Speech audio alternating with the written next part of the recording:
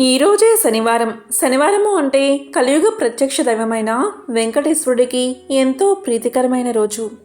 ఈరోజు ఈ కథను వింటే చాలు, సాక్షాత్తు ఆ వెంకటేశ్వరుడి అనుగ్రహం మీకు లభిస్తుంది.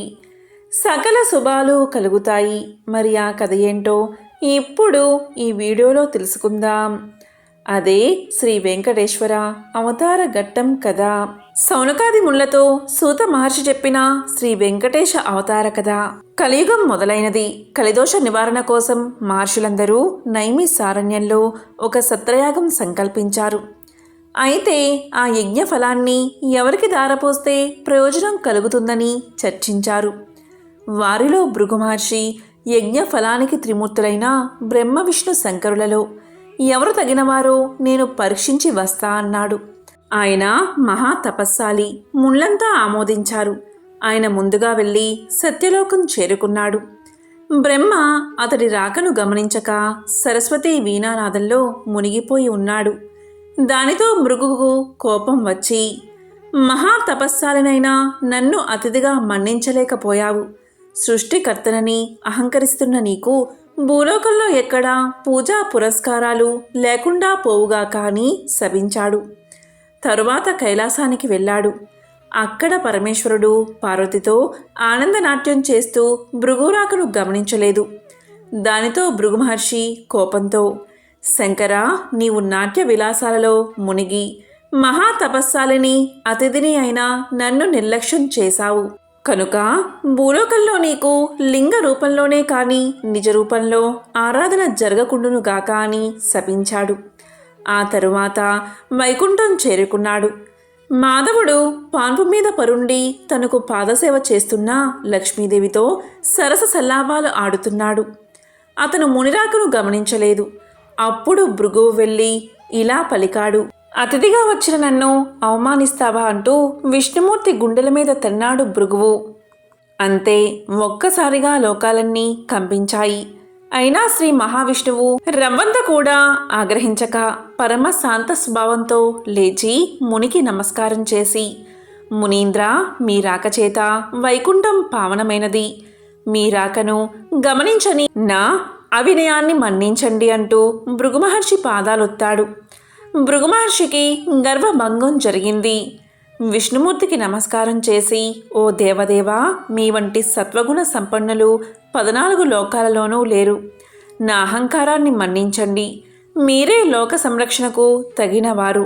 కాబట్టి భూలోకంలో కలి ప్రభావాన్ని నశింపచేసి ధర్మ సంరక్షణ చేసి ప్రజల కష్టాలను తీర్చడానికి తప్పకుండా అవతరించండి అని ప్రార్థించి తిరిగి భూలోకానికి వచ్చి మునులతో, త్రిమూర్తుల్లో పరమ శాంతమూర్తి అయిన శ్రీమన్నారాయణుడే యజ్ఞ ఫలానికి అర్హుడు అని తేల్చి చెప్పాడు భృగువు. మునులందరూ సత్రయాగం చేసి ఆ ఫలాన్ని యజ్ఞ పురుషుడైన మహావిష్ణువుకే దారపోశారు. అక్కడ వైకుంఠంలో లక్ష్మీదేవికి కోపం వచ్చింది. శ్రీహరి వక్షస్థలమే తన నివాసం. ఆ నివాసాన్ని ఒక ముని కాలితో తన్నాడు.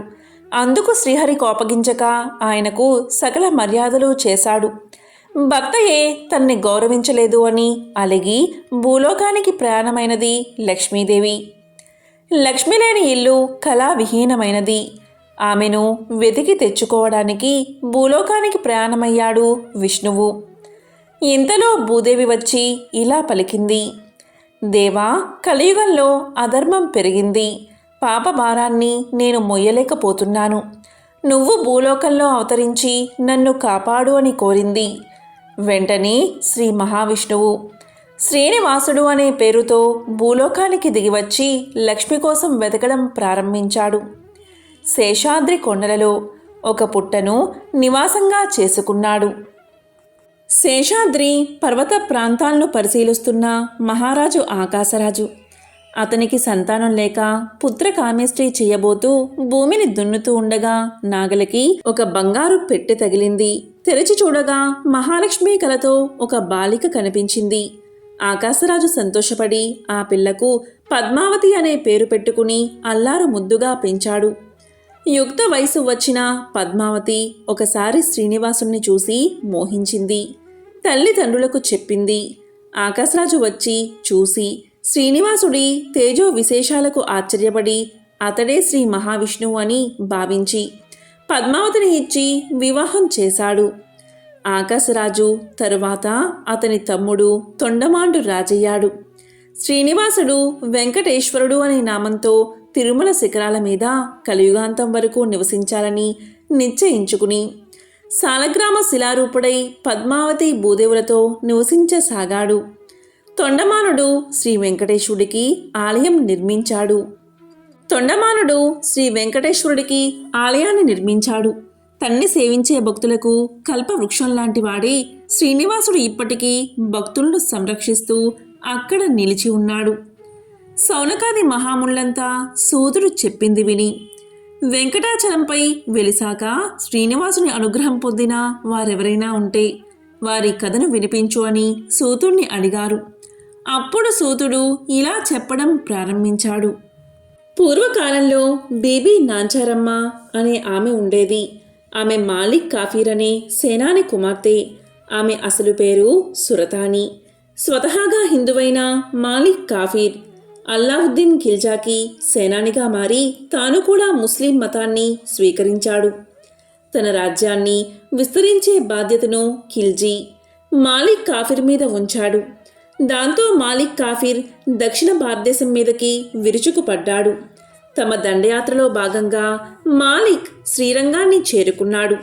అతను శ్రీరంగం చేరుకునేసరికి రంగనాథుని ఆలయం భక్తులు సమర్పించిన కానుకలతో దగదగలాడిపోతుంది. పంచలోహాలతో రూపొందించిన స్వామి యొక్క ఉత్సవమూర్తిని చూసిన కాఫీర్ కళ్ళు చెదిరిపోయాయి. అలాంటి విగ్రహాలను కరిగిస్తే ఎంత ధనం సమకూరుతుందో కదా అనుకున్నాడు లోపల. అలా తన దండయాత్రలో దోచుకున్న వందలాది విగ్రహాలలోకి రంగనాథుడి ఉత్సవ విగ్రహాన్ని కూడా చేర్చుకుని ఢిల్లీకి బయలుదేరాడు కాఫీర్. ఢిల్లీకి చేరుకున్న తర్వాత తాను దోచుకున్న సొత్తుని తన కుటుంబం ముందర గొప్పగా ప్రదర్శించాడు మాలిక్ కాఫీర్. వాటినిటి మధ్య శోభాయమానంగా వెలిగిపోతున్న రంగనాథుడి విగ్రహాన్ని చూసిన అతని కూతురు తనకు ఆ విగ్రహాన్ని ఇవ్వమని తండ్రిని అడిగింది. ఆ విగ్రహం ఆమె చేతికి అందిందే తడువుగా దాన్ని తన తోడుగా భావించసాగింది. విగ్రహానికి అభిషేకం చేయడం, పట్టు వస్త్రాలతో అలంకరించడం, ఊయల ఊపడం అలా తనకు తెలియకుండానే ఒక ఉత్సవమూర్తికి చేసే కైంకర్యాలన్నిటినీ ఆ విగ్రహానికి అందించసాగింది. ఆ విగ్రహంతో ఒక్కో రోజు గడుస్తున్న కొద్దీ దానిమీదే సురతాని మనసు లగ్నం కాసాగింది. మరోపక్క రంగనాథుడి ఉత్సవమూర్తిలేని శ్రీరంగం వెలవెలబోయింది. దండయాత్రలో చనిపోయిన కుటుంబాలు ఎంతగా బాధపడ్డాయో రంగనాథుడి విగ్రహం కోల్పోయిన భక్తులు అంతే బాధలో మునిగిపోయారు. చివరికి భక్తులందరూ ధైర్యం తెచ్చుకుని ఆ మాలిక్ కాఫీర్ని వేడుకునేందుకు ఢిల్లీ ప్రయాణమయ్యారు. సాక్షాత్తు ఆ రామానుజాచార్యులే వారికి ప్రాతినిధ్యం వహించారని చెబుతారు. రంగనాథుడి ఉత్సవమూర్తిని వెతుక్కుంటూ తన ఆస్థానాన్ని చేరుకున్న అర్చకులను చూసి మాలిక్ కాఫీర్ యొక్క మనసు కరిగిపోయింది. ఆ విగ్రహాన్ని వారు తిరిగి తీసుకువెళ్లేందుకు సంతోషంగా అనుమతిని అందించాడు. అయితే ఆపాటికే రంగనాథుడి మీద మనసు పడిన సురతాని గురించి విన్న అర్చకులు ఆమె ఆదమర్చి నిద్రించే సమయంలో ఆ విగ్రహాన్ని ఊరు దాటించారు. సురతాని ఉదయాన్నే లేచి చూస్తే ఇంకేముంది, తన కలల ప్రతిరూపం కనుమరుగు అయినది. ఎవరు ఎంత ఓదార్చినా సురతాని మనసు శాంతించలేదు. ఆ విష్ణుమూర్తిని తన పతిగా ఎంచుకున్నానని కరాఖండిగా చెప్పేసింది. ఆ విగ్రహాన్ని వెతుక్కుంటూ తాను కూడా శ్రీరంగానికి పయనమైనది. అప్పుడు శ్రీరంగం చేరుకున్న సురతాని ఆ రంగనాథుడిలో ఐక్యమైపోయిందని చెబుతారు. ఇప్పటికీ శ్రీరంగంలో ఆమె నిలువెత్తు రూపాన్ని చూడవచ్చు. ఇదే బీబీ నాంచారమ్మ కథ. స్వామికి సంబంధించిన ఒక విశేషమైన దివ్య చరితాన్ని ఇప్పుడు తెలుసుకుందాం. పూర్వం ఒకసారి సనక సనందనాది మహర్షులందరూ వైకుంఠంలోని శ్రీమన్నారాయణుని దర్శనం చేసుకున్నారు. ఆయన్ని అనేక విధాలుగా స్తుతించిన తర్వాత తాము వచ్చిన పనిని తెలియచేశారు. వారు ఈ విధంగా పలికారు: కలియుగంలో ధర్మం ఒంటి పాదంలో నడుస్తుంది. ప్రజలు ఆహార విహారాలకే ప్రాధాన్యత ఇస్తూ ఆచారహీనులుగా జీవిస్తూ కామక్రోధాలకు వసులై కలి ప్రభావంతో అధర్మబద్ధమైన జీవితాన్ని గడుపుతున్నారు. అందువల్ల ప్రజల్ని చక్కదిద్ది ధర్మాన్ని ఉద్ధరించే ఉపాయం సెలవు ఇవ్వమని మహర్షులు శ్రీ మహావిష్ణువును అర్థించారు. అప్పుడు శ్రీ మహావిష్ణువు ఈ విధంగా చెప్పడం ఆరంభించాడు. అధర్మం ప్రబలినప్పుడు స్వయంగా యుగయుగమునందున అవసరాలకు అనుగుణంగా వివిధ అవతారాలు ధరించాను.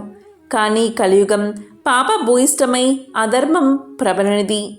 కలియుగంలో మొదటిగా తిరుమల వైకుంఠంలో ప్రత్యక్షంగా, తరువాత లక్ష్మీ క్రీడా స్థానమై మానవుల యొక్క ఘోర సంసార బాధలను సాగరమున నౌకవలే దరిచేచున్నది అయిన దక్షిణ గంగగా పేరుగాంచిన గౌతమి గోదావరి తీరమున ఒక పురమనడి అంటే వాడపల్లి పురమందు అవతరించి భక్తులను ఉద్ధరిస్తాను అని పలికాడు మహావిష్ణువు.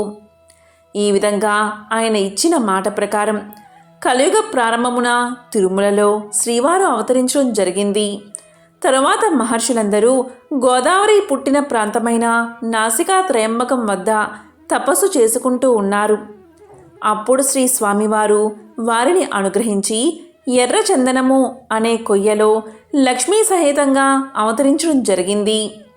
ఇక మహర్షులందరూ శ్రీవారిని అర్చించుకుంటూ ఉండగా శ్రీ స్వామివారి ఆజ్ఞ మేరకు ఒక చందన వృక్ష పేటికలో ఉంచి వాడపల్లి క్షేత్రం చేరుకుని భక్తులను అనుగ్రహిస్తాను అని స్వామి తెలియచేశాడు. కొంతకాలానికి నౌకాపురి ప్రజలకు అంటే వాడపల్లి ప్రజలకు గౌతమి ప్రవాహంలో కొట్టుకు వస్తున్న చందన వృక్షం కనిపించింది. తీరానికి తీసుకువద్దామని వెళ్ళినంతలో అదృశ్యమైపోవడం ప్రారంభించింది. ఈ విషయమై గ్రామస్తులందరూ పండితులతో చర్చించిన శ్రీవారి యొక్క లీలలు వారెవరూ కనుగొనలేకపోయారు. తిరిగి శ్రీవారే భక్తుడైన వృద్ధ బ్రాహ్మణుడుకు కల్లో కనిపించి, కలి కల్మషం వల్ల మీరు నన్ను కనుగొనలేకపోతున్నారు కనుక పురజనులందరూ వేకువనే గౌతమి స్నానంతో పవిత్రులై మంగళ వాయిద్యాలతో నౌకలో నదీ గర్భంలోకి వెళితే కృష్ణగరుడ వాలిన చోట నేనున్న చందనపేటిక దొరుకుతుందని చెబుతారు. దాంతో పురజనులు శ్రీ స్వామివారి ఆదేశాన్ని పాటించి నౌకలో నది గర్భంలోకి వెళ్ళగా చందన పేటిక లభించింది. దాన్ని తీరానికి తీసుకువచ్చి నిపుణుడైన శిల్పితో తెరిపించగా అందులో శంఖచక్ర గదాధారుడే లక్ష్మీ సహితుడైన దివ్య మంగళ విగ్రహం కనిపించింది. అంతలోనే అక్కడికి దేవర్షి నారదుడు విచ్చేశాడు. గతంలో మహర్షులు వైకుంఠానికి వెళ్ళి ప్రజలకు ధర్మాన్ని ఉద్ధరించడానికి ఉపాయం చూడవలసిందిగా విష్ణువును ప్రార్థించడం, విష్ణువు నౌకాపురిలో అర్చావతారంగా వెలుస్తానని చెప్పడం మొదలైన విషయాలు నారదుడు పురజనులకు వివరించాడు. అందుకు నిదర్శనంగా శ్రీ స్వామివారు కటిహస్తానికి బదులుగా గదాధారుడై వెలుయుట జరిగినది. తరువాత సప్త ప్రాకారాలతో దేవాలయాన్ని కట్టింప చేశారు. వేమంటే పాపాలను, కట అంటే పోగొట్టేవాడు కనుక స్వామికి వెంకటేశ్వరుడని నాలుడే స్వయంగా నామకరణం చేసి ప్రతిష్ఠింప చేశాడు. వాడపల్లి శ్రీ వెంకటేశ్వర స్వామి నిలువెత్తు రూపం చూడగానే మనస్సును ఆకట్టుకుని తిరుమలేశుని దర్శించిన అనుభూతి మనకు కలుగుతుంది. భారతదేశంలో అశేష భక్తజనం దర్శించే ఆరాధ్య దేవాలయాల్లో వాడపల్లి ఒకటి. వాడపల్లి తీర్థమనగా వాడవాడలా ఉత్సవమే, ఆ బాలగోపాలానికి ఆనందమే. ప్రతి ఏటా చైత్రశుద్ధ ఏకాదశి నాడు శ్రీ స్వామివారి తీర్థం కళ్యాణోత్సవం వైభవంగా జరుగుతాయి. తిరుపతి మహాక్షేత్రానికి సమీపంలో ఒక పల్లెలో భీముడు అని ఒక కుమ్మరివాడు ఉండేవాడు. అతను పేదవాడు. కుండలను తయారు చేసి వాటిని అమ్ముకుని జీవనం సాగించేవాడు. అతనికి శ్రీనివాసుడిపై భక్తి ఎక్కువ. చిరకాలం దేవుణ్ణి పూజించాలి అని ఉన్న కుటుంబ పరిస్థితిని బట్టి అతనికి అలాంటి అవకాశం ఉండేది కాదు. అందువల్ల తాను కుండలను తయారు చేసే ప్రదేశంలో శ్రీ వెంకటేశ్వర స్వామివారి ప్రతిమను ఉంచుకున్నాడు. సారెపై కుండలను తయారు చేసేటప్పుడు తన చేతికి అంటిన మట్టిని పుష్పంగా చేసి భక్తితో స్వామివారి ప్రతిమ వద్ద ఉంచుతూ ఉండేవాడు. అది అతని నిత్య కృత్యంగా మారింది. ఆ ప్రాంతాన్ని పరిపాలిస్తున్న రాజు తొండమాండు కూడా శ్రీ వెంకటేశ్వర స్వామివారి యందు భక్తి కలిగి ఉండేవాడు. తొండమానుడు ప్రతిరోజు వెంకటాచలానికి పోయి స్వామివారిని బంగారు పూలతో అర్చించేవాడు. కొంతకాలానికి అతడిలో అహంకారం పెరిగింది. అతను పూజ చేయడానికి ఉద్యుక్తుడు అవుతూ ఉండగా తాను నిన్న పూజించిన బంగారు పూల స్థానంలో మట్టిపూలు స్వామివారి దగ్గర కనిపించాయి. కారణం అతనికి అర్థం కాలేదు. అర్చకులు తానుంచిన బంగారు పూలను అపహరించి మట్టిపూలు ఉంచుతున్నారని అనుమానించాడు. తన భటులను కాపలాగా ఉంచాడు. రాజు ఎన్ని విధాలుగా ప్రయత్నం చేసినా బంగారు పూల స్థానంలో మట్టి పువ్వులే స్వామివారి దగ్గర ఉండేవి. దీంతో మహారాజుకు మానసిక వ్యధ పెరిగింది. చింతాపీడితుడైన అతనికి శ్రీ వెంకటేశ్వర స్వామి కల్లో కనిపించి ఇలా తెలియచేశాడు. రాజా, సమీప గ్రామంలో భీముడు అనే కుమ్మరి ఉన్నాడు. అతడు కుండలు చేస్తూ నా స్మరణాన్ని ధ్యానాన్ని విడువక పనులు చేసుకుంటూ ఉంటాడు. అతని భక్తి ప్రభావమున అతడుంచిన మట్టి పువ్వులు ఇక్కడికి నా సన్నిధానానికి చేరుతున్నాయి. నీ ఉంచిన బంగారు పువ్వులు అతడుంచిన పూలమందు నిలవలేక అదృశ్యమైపోతున్నాయి. భక్తిలో అతడు నీకంటే ఉత్తముడు, విచారించుకు అని ఊరడించాడు. తనను మించిన భక్తుడు మరొకడున్నాడని స్వామివారు చెప్పిన మాటలు పరిశీలించడానికై వెంకటాచలానికి సమీపంలో ఉన్న పల్లెలో భటులతో కలిసి తిరగసాగాడు రాజు. ఒక పల్లెలో సారెపై కుండ నుంచి తిప్పుతూ చేతికి అంటిన మట్టిని పుష్పంగా చేసి సమీపంలో ఉన్న శ్రీ వెంకటేశ్వర స్వామివారి ప్రతిమకు సమర్పిస్తున్న భీముణ్ణి చూసి ఆశ్చర్యపడ్డాడు రాజు. దీంతో రాజు భీముణ్ణి సమీపించి, ఓయి, నీవు స్వామిని మట్టి పులతో ఎందుకు పూజిస్తున్నావు? నీకు పూజకు పుష్పాలు దొరకడం లేదా అని అడిగాడు. అప్పుడు భీముడు రాజుకు నమస్కారం చేసి, మహారాజా, మీ వంటివారు రావడం వల్ల నా ఇల్లు పావనమైనది. నేను చదువురాని మూర్ఖుడిని. స్వామివారిని ఎలా పూజించాలో నాకు తెలియదు. నేను దరిద్రుణ్ణి. కుండలను చేయనిదే నా కుటుంబం గడవదు. కాబట్టి నేను ఉదయం నుంచి సాయంకాలం వరకు కుండలను చేయక తప్పదు. అందువల్ల చేతికి అంటిన మట్టిని పుష్పంగా చేసి ఇలా స్వామివారికి సమర్పించుకుంటున్నాను అని వివరించాడు. దీంతో కుమ్మరివాడి మాటలు విన్న రాజు మిక్కిలి ఆశ్చర్యపడ్డాడు. కుమ్మరివాడి భక్తికి మెచ్చి అతనికి నమస్కారం చేసి తన రాజ్యానికి వెళ్ళిపోయాడు. ఆ తరువాత కొంతకాలానికి భీముడు సశరీరంగా వైకుంఠానికి చేరుకున్నాడు. శ్రీ వెంకటేశ్వర స్వామి భీముడి భక్తికి మెచ్చి, ఇక నుండి నా ఉదయం ప్రసాదం మట్టి పాత్రలోనే నివేదించాలని తొండమాను మహారాజుకు కల్లో కనిపించి చెప్పాడు. ఈనాటికి స్వామివారి సన్నిధిలో ఈ ఆచారాన్ని పాటిస్తూ ఓడు అనే ప్రసాదాన్ని మట్టి కుండలతోని నివేదన చేసి ఆరాధిస్తూ ఉన్నారు. ఇక తొండమానుడు శ్రద్ధాభక్తులతో శ్రీ వెంకటేశ్వర స్వామిని అర్చిస్తూ నిత్యోత్సవాలు, రథోత్సవాలు, సమారాధనలు మున్నగు వాటిని జరిపిస్తూ మరుజన్మలో విష్ణు లోకానికి చేరుకున్నాడు. ఒకసారి శనైశ్వరుడికి మానవులు ఎవరూ తన్ని భక్తితో సేవించడం లేదని, భయంతో మాత్రమే పూజిస్తున్నారనే విచారం కలిగింది. అప్పుడు శనైశ్వరుడు శ్రీ వెంకటేశ్వరుడికి తపస్సు చేయగా ఆయన సాక్షాత్కరించారు. అప్పుడు శనైశ్వరుడు ఇలా పలికాడు, స్వామి, నా పేరు వింటేనే ప్రజలు భయపడిపోతున్నారు. ఆ భయం పోవడానికి ఇక నుంచి నాకు ప్రీతైన శనివారం నాడు నన్ను ధ్యానించి ఆరాధించి ఆ పైన నిన్ను పూజించిన వారికి సర్వదేవతల్లో పూజించిన ఫలం ఆ ఒక్క రోజులోనే రావాలి అని కోరాడు. అందుకు స్వామివారు చిరునవ్వు నవ్వి, నీ కోరిక సమంజసంగానే ఉంది. అసలు నీకు నాకు భేదమేముంది? 6 వారాలు దాటాక 7వ వారము అంటే ఇష్టపడతావు. నేను 6 కొండలు దాటాక 7వ కొండ మీద ఉంటాను. నువ్వు నీలవర్ణుడివి, నేను ఆ నీలవర్ణుడిని. నువ్వు సప్తమ గ్రహానివి, నేను సప్తగిరీషుడిని. సామాన్య మానవులకు ఈ విశేష విషయాలు తెలియక నువ్వంటే భయపడుతున్నారు. నిన్ను నన్ను వేరుగా చూస్తున్నారు. నువ్వు కోరిన వరాన్ని అనుగ్రహిస్తున్నాను. ఏ భక్తులు 7 శనివారాల పాటు నిన్ను ముందు పూజించి ఆ తరువాత నన్ను పూజిస్తూ సప్త శనివార మహావ్రతంగా ఆచరిస్తారు, వారు సమస్త శనిదోషాల నుంచి విముక్తులై సౌఖ్యాన్ని పొందుతారు. ఆయురారోగ్యాది సకల శ్రేయస్సులను పొందుతారు. ఇందులో సందేహం ఏదీ లేదు అంటూ వరాన్ని ప్రసాదించాడు శ్రీనివాసుడు. శౌనకాది మహామునులంతా సూతుడు చెప్పింది విని చాలా ఆనందించి ఈ సప్త శనివార వ్రతాన్ని ఆచరించి శ్రీనివాసుడి అనుగ్రహం పొందిన వారింకెవరైనా ఉన్నారా, ఆ కథలను వినిపించండి అని కోరారు.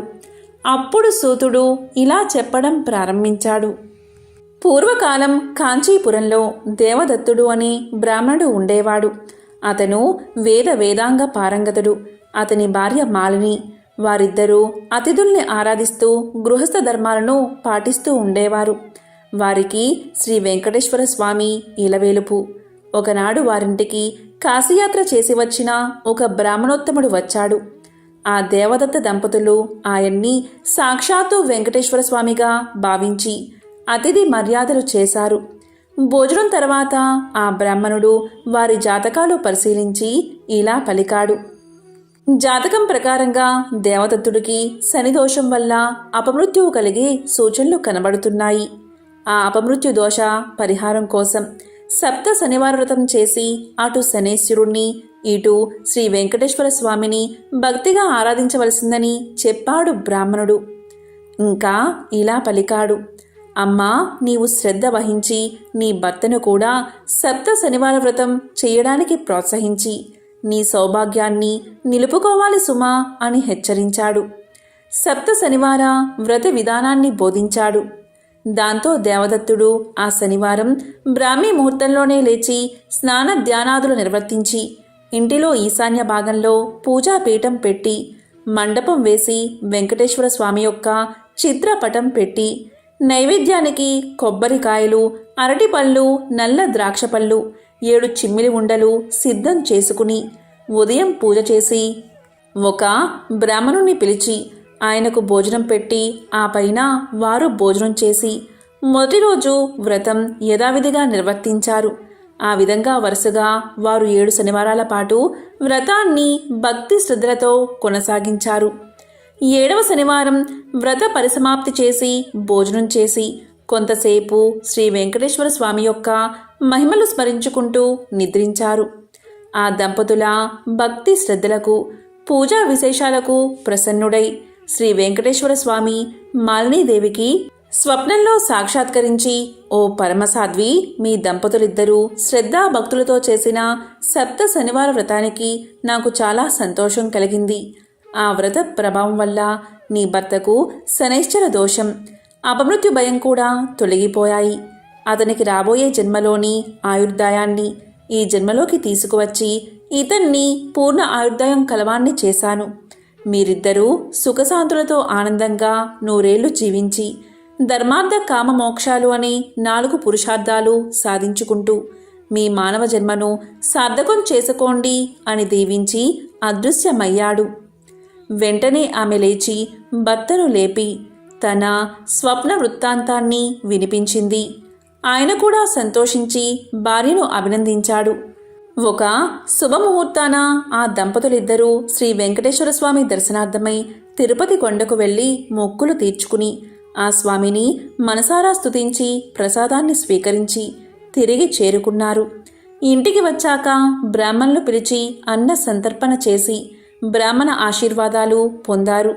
జీవితాంతం వరకు యథాశక్తిగా శ్రీ వెంకటేశ్వర స్వామిని సేవిస్తూ చివరికి శ్రీ స్వామి సాన్నిధ్యాన్ని పొందారు. కలో శ్రీ వెంకటనాయక అని పెద్దల సూక్తి. కలియుగంలో శ్రీ వెంకటేశ్వర స్వామిని మించిన ఆరాధ్య దైవం లేడు. శ్రద్ధాభక్తులతో ఆయన్ని ఆరాధించిన వారికి శనిదోషాలు తొలగి శ్రీ స్వామి అనుగ్రహం కలుగుతుంది అని సూతుడు శౌనకాది మహాములకు వినిపించాడు. తిరుమలేశుడికి తల నీలాలు ఎందుకు సమర్పిస్తారు? ధర్మశాస్త్రాల ప్రకారం మనం చేసే సర్వకర్మల పాపఫలం మన వెంట్రుకలకు చేరుతుంది. దానివల్ల అవి పాపాలకు నిలయంగా మారతాయి. కాబట్టి మన పాపాలను వదిలించుకోవాలి అంటే వాటిని తమలో నింపుకున్న వెంట్రుకలను తీసేయాలి. ఆ పని దేవుడి సన్నిధిలో జరిగితేనే మనం సంపూర్ణంగా పరిశుద్ధులం అవుతాం. ఈ ఉద్దేశంతోనే తల నీలాలు సమర్పించే ఆచారం మొదలైంది. తిరుమలేశుడికి తల నీలాలు సమర్పించడంలో ప్రత్యేకత ఏమిటి తెలుసుకోవాలి అంటే ఈ కథను తెలుసుకోవాల్సిందే.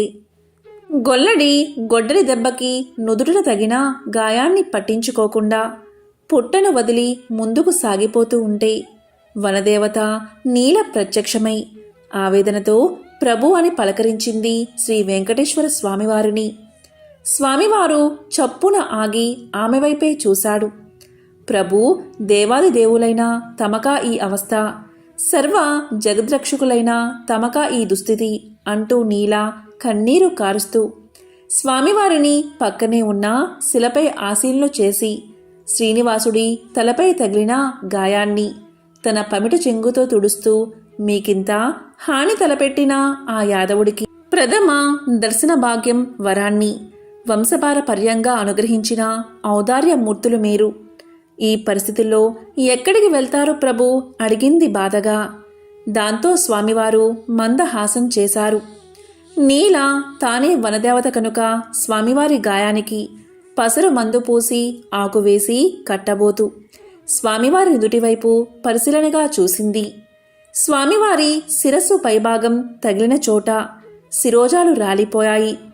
అప్పుడు నీల బాధతో నొచ్చుకుంటూ ఏమాత్రం సంకోచించకుండా తన నల్లటి శిరోజాలను తీసి స్వామివారి శిరస్సుపైన అతికించి అప్పుడు తన పమిట కొంగు స్వామివారి గాయానికి కట్టు కట్టింది. అప్పుడు స్వామివారు ఇలా పలికారు, నీలా, స్త్రీలకి శిరోజాలే అలంకారం, నీ అలంకార శోభని నా కోసం త్యాగం చేశావా అని అడిగారు స్వామివారు. అప్పుడు నీల ఇలా సమాధానం చెప్పింది. ఒక చిరునవ్వు నవ్వి, నన్ను సృష్టించింది మీరే, నా సర్వస్వం మీరే, పున్నమి చంద్రుడి వంటి మీ అందమైన ముఖంపైన వెలితి కనిపిస్తే సహించగలనా ప్రభు, మీ సేవ కంటే అందం అలంకారం ఎక్కువనా అంది నీల. ఆమె భక్తికి ఔదార్యానికి స్వామివారు మెచ్చుకుని ఇలా పలికారు, నీలా, నీకొక వరాన్ని అనుగ్రహిస్తున్నాను. నా దర్శనం కోసం వచ్చి మొక్కుబడిగా నా భక్తులు సమర్పించుకునే తల నీలాలు ఈ కలియుగాంతం వరకు నీకే చెందుతాయి. భక్తులు సమర్పించే వారి తలనీలాలు పుణ్యఫలంతో తిరిగి నీ శిరస్సుపై సరికొత్త నీలాలు మొలుస్తాయి. నీ ఔదార్యానికి సేవానిరతికి గుర్తుగా నీలాద్రి అన్న పేరుతో ఈ తిరుమల ప్రసిద్ధమవుతుంది అని అనుగ్రహించాడు శ్రీవారు. అప్పుడు నీల చేతులు జోడించి భక్తితో ధన్యురాలి ప్రభు అని పలికింది. ఈ కారణం చేతనే తిరుమలేశుడికి తల నీలాలు సమర్పిస్తారు. పూర్వకాలంలో కౌమార దేశంలో మిత్రుడు అనే చాకలి ఉండేవాడు. అతడు తన కులవృత్తిని నిర్వర్తిస్తూ వీలున్నంతలో దాన ధర్మాలు చేస్తూ ధర్మపరంగా జీవనం సాగిస్తూ ఉండేవాడు. కానీ అతడి దిగులంతా అతనికి ఉన్న అవిటితనమే. కాలు ఔటిది కావడం చేత ఉతికిన బట్టలను మూటలు కట్టి ఇంటింటికి తిరిగి ఇవ్వడం చాలా కష్టంగా ఉండేది. దానికి తోడు గంపెడు సంసారం. కష్టపడకపోతే పూట గడవదు. ఎల్లప్పుడూ ఆ శ్రీనివాసుణ్ణి ప్రార్థిస్తూ ఉండేవాడు. ఏదో ఒక రోజున ఆ స్వామి తన్ను కరుణిస్తాడన్న నమ్మకంతో జీవనం సాగిస్తూ ఉండేవాడు. భక్తజన సులభుడైన శ్రీమన్నారాయణుడు ఇదంతా గమనిస్తూనే ఉన్నాడు. ఎవరికైనా వారి పూర్వజన్మ కర్మ నివృత్తి అయ్యే సమయానికి శ్రీనివాసుడే ఏదో రూపంలో వచ్చి తన భక్తులను తప్పక ఆదుకుంటాడు. ఒకరోజు సాయంకాలం నాడు రోజులాగే మిత్రుడు చాకిరేవి నుంచి బట్టలు మూట పట్టణానికి రొప్పుతూ తిరిగి వస్తున్నాడు. ఇంతలో మార్గమధ్యలో వాడికి ఒక ముసలి బ్రాహ్మణుడు తారసిల్లాడు. సహజంగా భక్తి శ్రద్ధలు కలవాడు అవడం చేత మిత్రుడు భుజం మీద మూటను కింద పెట్టి ఆ బ్రాహ్మణుడికి నమస్కారం చేశాడు. అంతటా ఆ విప్రోత్తముడు ఇలా పలికాడు, నాయనా, ఈ అవటికాలితో ఎంతో బాధపడుతున్నావు. నీ బాధ చూడ్డానికే నాకు కష్టంగా ఉంది. నువ్వెంత కష్టపడుతున్నావో కదా అని అన్నాడు. అప్పుడు మిత్రుడు ఇలా పలికాడు, స్వామి, మీరెవరో మహానుభావుల్లాగా ఉన్నారు. గంపెడు సంసార భారం చేత నాకీ పని తప్పడం లేదు. ఈ అవటితనం పోయే మార్గం ఏదైనా ఉంటే సెలవు ఇవ్వండి అని విన్నవించుకున్నాడు. అప్పుడు ఆ ముసలి బ్రాహ్మణుడు, నాయనా, తప్పక చెబుతాను, సావధానంగా విను. నీ అవటితనం పోవడమే కాదు, నీకు అష్టైశ్వర్యాలు కలిగే వ్రతం ఒకటి చెబుతాను. ఈ వ్రతాన్ని ఆచరించిన మరుక్షణమే నీకు 1000 వరహాలు లభిస్తాయి. అయితే ఒక షరతు, అందులో సగం నాకు సమర్పించాలి. రేపు మళ్ళీ ఇదే సమయానికి ఇక్కడికి వస్తాను అని చెప్పాడు. అప్పుడు మిత్రుడు ఇలా పలికాడు, స్వామి, ఇంతకు మించిన మహాభాగ్యం నాకు ఏముంటుంది? ఆ వ్రతమేదో ఈరోజే ఆచరిస్తాను, సెలవు ఇవ్వండి అని ప్రార్థించగా ఆ బ్రాహ్మణుడు శ్రీ వెంకటేశ్వర వ్రతకల్పాన్ని వివరంగా చెప్పాడు. దీంతో మిత్రుడు రెట్టించిన ఉత్సాహంతో ఇంటికి వచ్చి ఈ విషయమంతా భార్యకు చెప్పి ఇరుగు పొరుగుల వారిని ఆహ్వానించి శ్రీ వెంకటేశ్వర వ్రతాన్ని ఆచరించి తీర్థప్రసాదాలు తాను స్వీకరించి వచ్చిన వారందరికీ పంచాడు. ఇంతలో ఇంటి బయట ఏదో కోలాహలం వినబడింది. మిత్రుడి కుమారుడు బయట నుంచి ఇంట్లోకి పరుగు పరుగున వచ్చి, అయ్యా, రాజభటులు నీకోసం వచ్చారు. రాజుగారు నీకు కట్న కానుకలు పంపించారట అని పలికాడు. ఇంతలో రాజభటులు వచ్చి మిత్రుణ్ణి రాజుగారి ఆస్థానంలో చాకలిగా నియమించారని 1000 వరహాలు బహుమానంగా పంపారని చెప్పి మిత్రుడి చేతిలో 1000 వరహాల మూట పెట్టారు. 1 వారం లోపల వచ్చి రాజుగారి కొలువులో చేరవలసిందని చెప్పారు. దీంతో మిత్రుడి ఆనందానికి అవధులు లేవు. వారం దాకా ఎందుకు, రేపే వెళ్ళాలి అని మూటాముళ్ళే సర్దుకుని మరుసటి రోజు తెల్లవారుజామునే ప్రయాణమయ్యాడు. ఈ ఆనందంలో ఆ ముసలి బ్రాహ్మణుడి సంగతే మర్చిపోయాడు. దారి మధ్యలో గుర్తుకు రాగా 1 నెల తర్వాత కలవవచ్చులే అనుకున్నాడు. వెళ్ళి రాజు ఆస్థానంలో చేరాడు. రోజులు నెలలు గడుస్తున్నాయి. ఆ బ్రాహ్మణుడికిచ్చిన మాట పూర్తిగా మర్చిపోయాడు. అంతే, బ్రాహ్మణ రూపంలో వచ్చిన ఆ స్వామివారికి కోపం వచ్చేసింది. మానవ నైజం అంతే అని అనుకున్నారు స్వామివారు. తన మహత్యం చూపాలని నిర్ణయించుకున్నారు. అంతే, ఆ మర్నాడే రాజు ఆస్థానంలోని రాణిగారి నగలు మాయమయ్యాయి. ఆ అభాండం మిత్రుడి మీద పడింది. మిత్రుడికి కఠిన కారాగార శిక్ష పడింది. రాజభటులు మిత్రుణ్ణి పలు విధాలా శిక్షించారు. ఎందుకిలా జరిగింది, ఎందుకీ అభాండం తన మీద పడింది అని తెలుస్తున్న మిత్రుడికి ఆ రాత్రి స్వామివారు కల్లో కనబడి వృద్ధ బ్రాహ్మడి రూపంలో వచ్చింది తానే అని, తనకిచ్చిన మాట నిలబెట్టుకోకపోవడం చేతని ఇలా జరిగిందని చెప్పారు. అప్పుడు మిత్రుడు, స్వామి, నేను మిక్కిలి పాపాత్ముణ్ణి, ఎంతటి అపరాధం చేశాను, దయచేసి నన్ను కరుణించండి. ఇక మీదట తప్పక ప్రతీ నెల మీ వ్రతాన్ని ఆచరిస్తాను. నా సంపాదనలో సగభాగం ప్రతీ నెల జీవితాంతం తమకే సమర్పిస్తాను అని చెంపలు వేసుకుని స్వామివారిని పరిపరి విధాలా వేడుకున్నాడు. భక్తజన సులభుడైన స్వామివారు అందుకు సంతోషించి మిత్రుణ్ణి అనుగ్రహించారు. శ్రీవారి అనుగ్రహం చేత రాణి నగలు వేరే ప్రదేశంలో మరుదినమే దొరికాయి. మిత్రుడు దొంగలించలేదని రాజు గ్రహించడం జరిగింది. మిత్రుణ్ణి కారాగారం నుంచి వదిలేశారు. అప్పటినుంచి మిత్రుడు స్వామివారికిచ్చిన మాట ప్రకారం ప్రతీ నెల శ్రీ వెంకటేశ్వర వ్రతాన్ని ఆచరిస్తూ తన సంపాదనలో సగభాగం స్వామివారికే సమర్పిస్తూ కలకాలం సుఖంగా జీవించి చివరన ముక్తిని పొందాడు అని అత్రి మహర్షుల వారు తెలియచేశారు. ఎంతో పవిత్రమైన విశేషమైన శ్రీ వెంకటేశ్వర స్వామికి సంబంధించిన ఈ కథలను విన్నా, చదివినా, చెప్పినా, వినిపించినా జన్మల దోషాలు తొలగి 1,000,000 జన్మల పుణ్యం వస్తుంది. ఆ వెంకటేశ్వరుడి అనుగ్రహం తప్పకుండా మీకు కలుగుతుంది. ఓం నమో వెంకటేశాయ. ఓం నమో నారాయణాయ. ఓం శ్రీ మహాలక్ష్మియే నమః.